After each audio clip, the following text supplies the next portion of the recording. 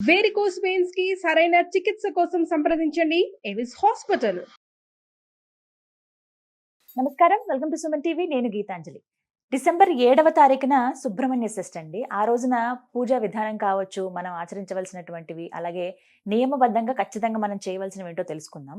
అందులోనూ ఈసారి సుబ్రహ్మణ్య షష్ఠికి చాలా విశేషం ఉంది అని అంటూ ఉన్నారు గురువు గారు. అయితే తెలుసుకుందాం ఆ వివరాలు. అలాగే ఆ రోజున చాలా మందికి కొన్ని సందేహాలు ఉంటాయి. ఆహార నియమాల్లో కావచ్చు, గుడికి వెళ్ళి పూజ చేసుకోవాలా, మనం ఇంట్లోనే పూజ చేసుకోవాలా?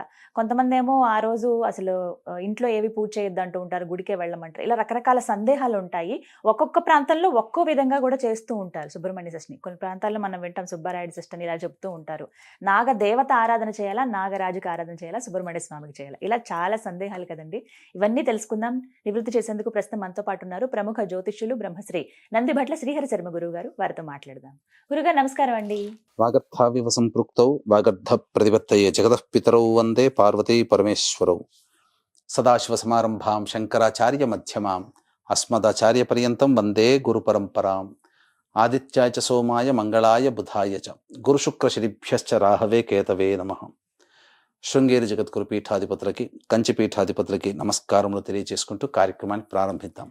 7వ తారీఖు సుబ్రహ్మణ్య షష్ఠి గురువు గారు. అయితే ఆ రోజు మీరు మాటల్లో అన్నారు చాలా విశేషం ఉంది ఈసారి ఈ 2024వ సంవత్సరంలో అని చెప్పి. ఆ విశేషం ఏంటో చెప్పండి. అలాగే ప్రత్యేకత ఏంటి, అసలు ఎందుకు జరుపుకోవాలి సుబ్రహ్మణ్య షష్ఠి వివరించండి. సుబ్రహ్మణ్య షష్ఠి, సుబ్బారాయుడు షష్ఠి అని అంటుంటారమ్మా. మార్గశిర మాసము శుద్ధ షష్ఠి రోజున ఈ యొక్క కృత్తికుడు అంటే తారకాసుర సంహార నిమిత్తమై సుబ్రహ్మణ్య స్వామి వెలిసినటువంటి రోజు, అనగా జన్మించినటువంటి రోజు. అయితే ఇక 2024 సంవత్సరంలో వచ్చినటువంటి సుబ్బారాయుడు షష్ఠి, సుబ్రహ్మణ్య షష్ఠికి ప్రత్యేకత అడిగారు కదమ్మా. ఈ ప్రత్యేకత ఏంటనంటే, నవగ్రహాలలో కుజుడికి అధిష్టాన దేవత సుబ్రహ్మణ్య స్వామి. కుజుడు అంటేనే సాక్షాత్తు సుబ్రహ్మణ్య స్వామి అని అంటారు. అట్టి కుజుడికి సంబంధించినటువంటి నక్షత్రాలు 3: మృగశిర, చిత్త, ధనిష్ట. ఆ ధనిష్ట నక్షత్రం ఆ సుబ్రహ్మణ్య షష్ఠి రోజున రావడం చాలా విశేషం. కాబట్టి వీక్షించేటువంటి సుమన్ టీవీ ప్రేక్షకులు కూడా ఈ సుబ్రహ్మణ్య షష్ఠి రోజున రుణ సమస్యలతో బాధపడేటువంటి వాళ్ళు, ధన సమస్యలతో బాధపడేటువంటి వాళ్ళు, విద్యాపరంగా ఇబ్బందులు పడేటువంటి వాళ్ళు, ముఖ్యంగా కుజ దోషముతో బాధపడుతుంటారు కదా, అటువంటి వాళ్ళు, ముఖ్యంగా కుజుడు ఎవరి జాతకంలోనైతే బలహీనుడు అవుతాడో వాళ్ళు ఈగోయిస్టిక్ పర్సన్స్ గా ఉంటారు, హిపోక్రసీగా ఉంటుంది వాళ్ళది. అంతేకాకుండా ప్రతిదీ కూడా తమకి తామే అన్వయించుకుంటారు, మంచికి చెడుకు కూడా తను అన్వయించుకుంటారు. ముఖ్యంగా మానసికమైనటువంటి దౌర్బల్యం ఎక్కువగా ఉంటుంది. అంటే చిన్నదానికి కూడా భయపడిపోవడం కుజుడు బలహీనంగా ఉంటే. కుజుడు బలంగా ఉంటే అందరితో కోట్లాడుతూ ఉంటుంటాడు. కాబట్టి కుజుడి యొక్క ప్రమేయం లేని కుటుంబం అంటూ లేదు. కాబట్టి సుబ్రహ్మణ్య షష్ఠి రోజున ఇటువంటి చెప్పబడినటువంటి సమస్యలతో ఉన్న వాళ్ళు కొన్ని పరిహారాలు అనేటువంటివి పాటించుకోవాలమ్మా. గురుగారు, సుబ్రహ్మణ్య స్వామి అని ఆ పేరు ఎందుకు వచ్చింది? అంటే కుమారస్వామి కదా వారికి అసలు పేరు. మరి సుబ్రహ్మణ్య స్వామి అన్న పేరు ఎందుకు వచ్చింది? సుబ్రహ్మణ్య స్వామి అనేంటే మనకు గమనించుకున్నట్లయితే పూర్వము అనేక అసురులు చాలా మంది పెట్టరేగిపోతున్నారు. అందులో తారకాసురుడు వరప్రభావం చేత దేవతలందరినీ పీడింప సాగుతుంటే ఆ వరం ఇచ్చింది బ్రహ్మదేవుడే కాబట్టి అందరూ కూడా బ్రహ్మదేవుని దగ్గరికి వెళ్ళారు. అప్పుడు అతను ఏం వరం కోరుకున్నాడు? శివుడికి కలిగినటువంటి సంతానము చేత నేను సంహరింపబడాలి అని.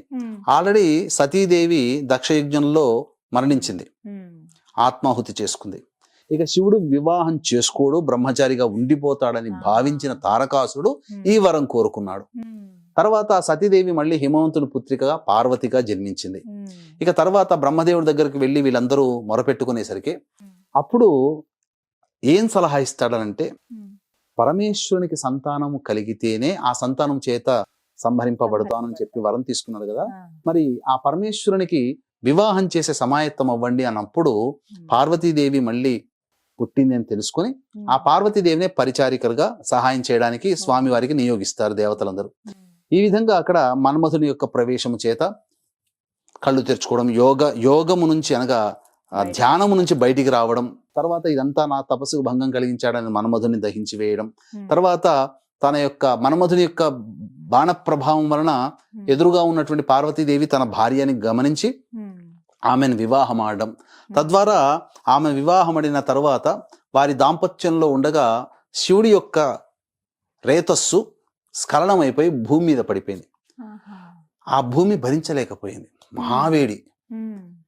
ఆ యొక్క రేతస్సును భరించలేక అగ్నికి అందించింది. అగ్ని కూడా భరించలేకపోయాడు, అగ్ని సమానుడైనా కానీ భరించలేక గంగా నదిలో వదిలివేయడం జరిగింది.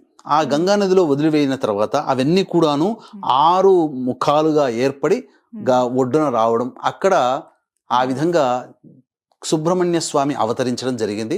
విష్ణువు కృత్తికలనేటువంటి యోగినులని నిర్వహించడం, ఆయనను పెంచడం కోసం నిర్వహించడం వల్ల కృత్తికలు పెంచారు కాబట్టి కృత్తికుడు అయ్యాడు.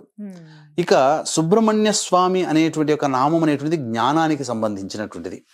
ఎలా వచ్చింది అన్నప్పుడు, పూర్వము అనగా చిన్నతనంలో ఉన్నప్పుడు, ఆ పార్వతీ అమ్మవారి ఒడిలో ఉన్నప్పుడు శివుడు ప్రవేశం చేసి అమ్మవారికి అన్ని విషయాలు చెప్తూ ప్రణవ మంత్రార్థాన్ని కూడా చెప్పాడు. అయితే ఒకసారి కైలాసంలో సభ జరుగుతుండగా బ్రహ్మదేవుడిని కూడా పరీక్షించాలనే ఉద్దేశంతో ఆ బ్రహ్మదేవుని అనేక మంత్రార్థాలు చెప్పమన్నప్పుడు ఈ ప్రణవ మంత్రార్థం కూడా చెప్తున్నప్పుడు ఆ ప్రణవ మంత్రాన్ని సరిగ్గా చెప్పలేకపోయాడు బ్రహ్మదేవుడు. ఆ విధంగా బ్రహ్మదేవుని బంధించడం జరిగింది. కాగా అమితమైనటువంటి జ్ఞానాన్ని పొందినటువంటి వ్యక్తి, జ్ఞాన స్వరూపము కాబట్టి ఆయనకి సుబ్రహ్మణ్యుడు అనేటువంటి ఒక నామధేయం ఉన్నది. తర్వాత అనేక విధాలుగా ఆ సుబ్రహ్మణ్యుని సుబ్బారాయుడు అని, కృత్తికుడని ఇలా అనేక పేర్లతో పిలవడం జరుగుతుందమ్మా. ఇలా పేర్లన్నీ వల్ల వచ్చాయి. గురుగారు, మరి సుబ్రహ్మణ్య స్వామికి అంటే కుమారస్వామి రూపానికి చూస్తాం మనం, నెమలి వాహనంగా చూస్తాం, అలాగే కోడి కూడా చెప్తూ ఉంటారండి. ఎందుకు ఈ 2 స్వామివారి గురించి చెప్పేటప్పుడు ప్రస్తావిస్తారు? తారకాసుర సంహారం కోసమే పుట్టిన వ్యక్తి కదమ్మా సుబ్రహ్మణ్య స్వామి. ఈ తారకాసుర సంహారము జరిగిన తర్వాత అతని అన్న శూరపద్ముడు, ఈ శూరపద్ముడితో కూడా తారకాసుని యొక్క అన్న శూరపద్ముడు, ఈ శూరపద్మునితో కూడా యుద్ధం చేయాల్సి వచ్చింది. యుద్ధం చేసినప్పుడు 6 రోజులు యుద్ధం చేస్తాడు. ఇక 6వ రోజున ఈ శూరపద్ముడు ఈ యొక్క ఒక పక్షి రూపాన్ని పొందుతాడు, మాయ ప్రభావం చేత చేసి యుద్ధం చేస్తాడు. అప్పుడు తన శూలముతో ఆ యొక్క శూరపద్ముడు పక్షి రూపాన్ని పొందడం పక్షిని సంహరిస్తాడు. ఆ పక్షి 2గా చీలి ఒకటి నెమలిగా ఒకటి కోడి పుంజుగా మారింది. కోడి పుంజుని ధ్వజంగా పెట్టుకున్నాడు, నెమలిని వాహనంగా చేసుకున్నాడు. ఎందుకు? శూరపద్ముడు శరణు చూచుతాడు, నన్ను రక్షించు మహానుభావ, నీ దాసునిగా ఇప్పటి నుంచి అని అంటే అప్పుడు నెమలిని వాహనంగా, కోడిని ధ్వజంగా పెట్టుకున్నాడమ్మా. అలాగే కావిడి మోస్తారు కదండి, అది కూడా ఒక నియమంగా పూజగా కూడా చేస్తూ ఉంటారు. అవునమ్మా. ఈ వైభవంగా ఆ చేస్తారు. కావడి మోస్తారు, భక్తిని చాటుకోవడం కోసం శూలాలని నాలిక మీద గుచ్చుకుంటారు, శరీరంలో గుచ్చుకుంటారు, ఇలా గుచ్చుకుంటారు, శరీరంలో వీపులో అనేక భాగాలుగా గుచ్చుకుంటారు. అబ్బో మనం భరించలేమమ్మా, గగురు పొడిచే విధంగా ఉంటుంది. అన్నిటికంటే ముఖ్యంగా కావడిని మోసుకురావడం అనేటువంటిది ప్రత్యేకించి సుబ్రహ్మణ్య స్వామి ఆరాధనలో చెప్పబడి ఉంది. అనగా ఎందుకు వచ్చింది ఇది అంటే, పూర్వము అగస్త్య మహాముని కైలాసాన్ని సందర్శించున్నప్పుడు ఆ యొక్క ఈశ్వరుడు వెళుతున్నటువంటి అగస్త్యుని పిలిపించి 2 కొండలనిచ్చి, ఇవి శివశక్తి స్వరూపముగా దక్షిణాది ప్రాంతంలో పెట్టవయ్యా, శివశక్తి స్వరూపముగా ఈ 2 కొండలని ఆరాధనాపూర్వకంగా చెయ్యి అని చెప్పి పంపించగా, అప్పుడు ఆ 2 కొండలని మోసుకుంటూ వెళ్ళలేక అప్పుడు ఈ యొక్క ఇదంబుడు అనేటువంటి యొక్క సంబంధించినటువంటి రాక్షసుడు కనబడతాడు. అగస్త్య మహాముని యొక్క గొప్పతనం తెలుసుకొని ఈ అసురులందరినీ కూడా సంహరించాడు కదా తారకాసురుడు, అనగా అందరినీ కూడా, తారకాసురుని, శూరపద్ముని. కాబట్టి సుబ్రహ్మణ్య స్వామిని ఎలాగైనా గెలవాలంటే అగస్త్యుని యొక్క శక్తి కావాలి, అగస్త్యుని దగ్గర మంత్ర విద్యలు నేర్చుకోవాలి అని చెప్పి వేనోళ్ల పొగిడి అతన్ని శిష్యుడిగా చేసుకోమని అడుగుతాడు. అంతటా అప్పుడు ఉపాయం ఆలోచించినటువంటి అగస్త్య మహాముని ఈ 2 కొండల్ని పట్టుకొని రావయ్యా, అప్పుడు కొంత దక్షిణాది ప్రాంతంకి వెళదాం, అక్కడికి వెళ్ళిన తర్వాత నేను అక్కడ నీకు విద్యలు నేర్పుతాను అని అంటాడు. అంత తర్వాత మరి ఎలా నేను మోయడం అని అంటే, అప్పుడు కొన్ని విద్యలు నేర్పుతాడు. కొన్ని రకాలైనటువంటి విద్యలు నేర్పిన తర్వాత ఆ విద్యలు నేర్పిన ప్రభావం వలన బ్రహ్మదండము ఆ కావడి మోసే దండమైంది, బ్రహ్మదండం. ఇక అష్టనాగులు ఉన్నారు కదమ్మా, ఈ అష్టనాగులు మోసేటువంటి తంత్రులుగా మారారు, తంతిలుగా. అంటే ఈ అష్టనాగులు ఒక వైపున ఈ 4 కావల్ని ఒకటి 4 ఇటువైపున పెట్టుకొని తక్కెళ్ళలో పెట్టుకొని 2 కొండల్ని అందులో పెట్టుకొని మోసుకుంటూ అగస్త్యుని వెంపడి వచ్చాడు. వచ్చిన తర్వాత కొంత రోజులు గడిచిన తర్వాత ఒక చోట సేద తీరుదామని ఈ ఇదంబుడు అనేటువంటి ఒక రాక్షసుడు ఒక చోట ఆగి సేద తీరుతాడు.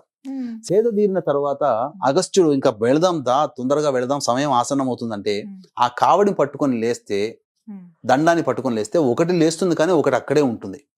ఎందుకు ఇలా బరువుగా ఉంది, అసలు లేవట్లేదని చెప్పి ఇదంబుడు పైకి వెళ్ళి చూస్తే అక్కడ ఎందుకనంటే ఈ సుబ్రహ్మణ్య స్వామి అసుర సంహారం చేయడానికే కదా పుట్టాడు. అందరూ అసురులు చనిపోయారు, కానీ ఈ ఇదంబుడు ఒక్కడే మిగిలిపోయాడు. కాబట్టి ఈ ఇదంబుని సంహరించాలని అక్కడ ఆ విధంగా వచ్చి ఆ యొక్క ఒక కొండ మీద తాను నిల్చున్నాడు. ఈ బాలుడు ఉండడం వల్లనే ఈ కొండ పైకి లేవట్లేదు, నేను ప్రయాణానికి ఇబ్బందిగా ఉంది, గురువు గారి దగ్గరికి వెళ్ళి నేను మంత్రోపదేశం తీసుకొని విద్యలు పొందాలని చెప్పి ఆ బాలుడితో యుద్ధం చేస్తాడు. ఆ యుద్ధం చేసినప్పుడు బాగా గొప్పగా యుద్ధం జరిగిన తర్వాత కుమారస్వామి ధాటికి తట్టుకోలేక మూర్ఛిల్లిపోతాడు. మూర్ఛిల్లిపోయినప్పుడు ఈ వార్త అతని భార్యకి తెలుస్తుంది. అతని భార్య 2 కుండలలో ఆవు పాలు పట్టుకుని వచ్చి అతనికి నా భర్తను నాకు ఇప్పించమని చెప్పి ఆ యొక్క పాలని అతనికి సమర్పిస్తుంది. ఆ విధంగా మెచ్చినటువంటి ఆ ఇదంబుణ్ణి రక్షిస్తాడు, సంహరించకుండా వదిలిపెడతాడు. ఇక ఈ కథ ద్వారా కావడి మోసుకుంటూ వచ్చినటువంటి సందర్భంగా అది పళని క్షేత్రం అయింది. ఆ ఇదంబుడు వదిలిపెట్టినటువంటి కొండ ఏదైతే ఉందో అది పళని సుబ్రహ్మణ్య క్షేత్రం. కాబట్టి అక్కడ వెలిసినటువంటిది, కొండ మీద వెలిశాడు ఇప్పటికీ కూడా. కాబట్టి ఆ పళనిలోనే ఈ నవపాషాణ లింగం అనేటువంటిది ఉన్నది. అనేక రకాలైనటువంటి రహస్య రోగాలకి కూడా ఆ నవపాషాణ లింగము అనేటువంటిది వాడబడుతుంది. విగ్రహం కూడా అంతే, నవపాషాణంతో చేశారు. అది తమిళనాడులో సిద్ధి పొందినటువంటి భోగేశ్వర్ అనేటువంటి ఒక సిద్ధ పురుషుడు. మనకు నాగార్జునుడు అయితే ఎట్లయితే ఆయుర్వేదంలో సిద్ధ పురుషుడో 21 మంది సిద్ధ పురుషులు, అందులో నాగార్జునుడు ఒకడు, భోగేశ్వరు కూడా ఒకడు. అలాగే ఈ సంబంధించినటువంటి కావడి అప్పటి నుంచి ఆరాధనలోకి వచ్చిందమ్మా. అప్పటి నుంచి చేశారు. ఇప్పుడు కూడా అంటే ఎలా మోసుకుని వస్తారని అందులో ఏమేమి పెట్టుకుంటారు? అందులో అన్ని కూడా స్వామి వారిని అభిషేకం చేయడానికి అభిషేక జలాలు. ఇదే కావడి ఆచారం నార్త్ సైడ్ లో కూడా ఈ శ్రావణ మాసంలో మహాదేవ్ బాబా, భోలే బాబా అనే నామంతో ఆ యొక్క శివునికి అభిషేకం జలాలు, అంటే వాళ్ళ ఊర్లో ఉన్నటువంటి తటాకము సరస్సులో ఉన్న నీళ్లు, వాళ్ళు ఎక్కడైతే ఉంటారో అక్కడ అన్ని నీళ్లు పట్టుకుని వచ్చి ఆ నీటితో అభిషేకం చేస్తారు. పరమ పవిత్రంగా పూజించుకుంటారమ్మా ఆ కావడి. అయితే ఇది ఆ రోజున. అయితే ఇప్పుడు పూజ విషయాలు మాట్లాడదామండి. ఎలా చేసుకోవాలి, ఇంట్లో పూజ ఎలా చేసుకోవాలి? ఖచ్చితంగా ఆలయానికి వెళ్ళవలసిందేనా? ఖచ్చితంగానంటే ఈ సుబ్రహ్మణ్య స్వామికి సంబంధించినటువంటి దోషంతో ఉన్నవాళ్ళు, కుజ దోషంతో ఉన్నవాళ్ళు కావచ్చు, సర్పదోషంతో ఉన్నవాళ్ళు కావచ్చు, ముఖ్యంగా కాలసర్పదోషంతో జన్మించినటువంటి వాళ్ళు ఈ సుబ్రహ్మణ్య షష్ఠి రోజున కాలసర్పదోష నివారణ పూజలు గనక చేసుకుంటే అత్యంత శీఘ్రముగా ఆ దోషము తొలగిపోతుందని చెప్పొచ్చు. ఇక సాధారణంగా సమస్యలతో ఇబ్బంది పడేటువంటి వాళ్ళు, ముఖ్యంగా కొంతమందికి ఈ యొక్క స్కిన్ ఎలర్జీ ఉంటుంది, ఈ స్కిన్ ఎలర్జీ. అలాగే ప్రధానంగా ఈ స్కిన్ ఎలర్జీ దోషంతో ఉన్నవాళ్ళు, కుజ దోషంతో ఉన్నటువంటి వాళ్ళు, సంతానం కలగగా ఇబ్బంది పడుతున్నటువంటి వాళ్ళు ఈ సుబ్రహ్మణ్య స్వామి దేవాలయంలో కానీ లేదా జంటనాగు పాముల విగ్రహాన్ని కానీ ఆవు పాలు, ఆవు నెయ్యి, తేనె ఈ 3తో అభిషేకం జరిపించి చలివిడి, కొన్ని ప్రాంతాల్లో చిమిలి అంటారు, నైవేద్యంగా పెట్టాలి. ఈ విధంగా ఆ రోజున చెయ్యాలి. ఉపవాస నియమాన్ని పాటించాలి ఆ రోజున ఖచ్చితంగా. తరువాత కొన్ని క్షేత్రాల్లో, కొన్ని ప్రాంతాలలో ఈ సుబ్రహ్మణ్య స్వామి ఆరాధన అనేటువంటిది చేస్తారు. ఆ రోజంతా ఉపవాసం ఉండి తెల్లవారి సప్తమి తిథి ఉంటుంది కదా, ఆ రోజున బ్రాహ్మణుని పిలిపించి, అనగా బ్రహ్మచారికి ఆ విధంగా ఇంటికి పిలిపించుకొని అతనికి భోజనము, తాంబూలాదులు, దక్షిణ తాంబూలాదులు ఇచ్చి, బ్రహ్మచారికి ఎర్రటి వస్త్రము, రాగి పంచపాత్ర అంటే రాగి గ్లాసు, ఉద్ధరిణి, పళ్ళెము, అలాగే ఎర్ర చందనముతో చేసినటువంటి జపమాల, మరియు గుమ్మడికాయ, తర్వాత బూడిద గుమ్మడికాయ, తర్వాత ఒక గంధపు చెక్క, ఇవన్నీ దానం ఇస్తారమ్మా. కందులు కూడా దానం ఇస్తారు. కుజదోషంతో ఉన్నటువంటి వాళ్ళు ఆ బ్రాహ్మణుడికి ఎర్రటి వర్ణము, ఎరుపు రంగు ఉన్నటువంటి బ్రహ్మచారికి ఇవి దానం ఇస్తారు. తద్వారా కుజుని యొక్క అనుగ్రహం కలుగుతుంది. ఇక రుణ సమస్యలతో బాధపడేటువంటి వాళ్ళు రుణ విమోచక అంగారక స్తోత్రాన్ని వీలైనన్ని సార్లు ఆ రోజంతా పఠిస్తే చాలా మంచిది. ఎందుకనంటే ధనిష్ఠా నక్షత్రం వచ్చింది ఆ రోజున, కుజుని యొక్క నక్షత్రం ఆ రోజున. కాబట్టి ఈ యొక్క రుణ విమోచక అంగారక స్తోత్రాన్ని 108 సార్లు గనక పారాయణం చేస్తే రావలసిన రాణి బాకీలు అన్నీ వస్తాయి. తర్వాత ఏదైనా వెహికల్ లోన్ కోసం కానీ, హౌస్ లోన్ కోసం ప్రయత్నం చేస్తే ఇబ్బందులు పడుతుంటారు కదా, అవన్నీ కూడా క్లియర్ అవుతాయమ్మా. చక్కగా చేయవచ్చు. ఆహార నియమాలు ఏమైనా ఉంటాయండి ఈ రోజు? ఆ రోజున మాంసాహారం భుజించకుండా ఉపవాసం ఉండి, మద్యపానము, మాంసాహారము, దాంపత్యం లేకుండా ఉండి, ఆ రోజున రాత్రి చంద్రుని దర్శనం చేసుకొని భుజించవచ్చమ్మా, తప్పలేదు. ఒకవేళ ఉపవాసం ఉండదలుచుకుంటే ఉండవచ్చు, తర్వాత రోజు స్వీకరించవచ్చు. ఈ విధంగా పూర్తిగా సుబ్రహ్మణ్య షష్ఠి చేయొచ్చు. కానీ ధనిష్ఠ నక్షత్రంతో కూడుకుని రావడం అనేది చాలా విశేషం అమ్మా. వీక్షించేటువంటి ప్రేక్షకులకు కూడా ఈ సంబంధించినటువంటి డిసెంబర్ 15వ తారీఖు రోజున దత్త జయంతి సందర్భంగా సుప్రసిద్ధ కాశీ క్షేత్రంలో జాతకరీత్యా కలుగు విద్య, వివాహ, ఉద్యోగ, దాంపత్య, సంతాన, అనారోగ్య సమస్యల నివారణకి మరియు గోచారరీత్యా వృషభ, మిథున, కర్కాటక, సింహతులు, వృశ్చిక, మకర, కుంభమీన రాశిలో జన్మించిన వారికి శనిదోష పరిహారార్థమై సర్వదోష నివారణ పూజలు, హోమాలు పర్ హెడ్ 1500 రూపాయలకు చేయించడం జరుగుతుంది. అవకాశం ఉన్న వాళ్ళు కార్యక్రమం తదనంతరం కాంటాక్ట్ చేసి మీ గోత్రనామాలు నమోదు చేసుకోవచ్చు. చక్కగా వివరించారు గురుగారు. నమస్కారం అండి. సర్వం శ్రీ ఉమామహేశ్వర పరబ్రహ్మార్పణమస్తు.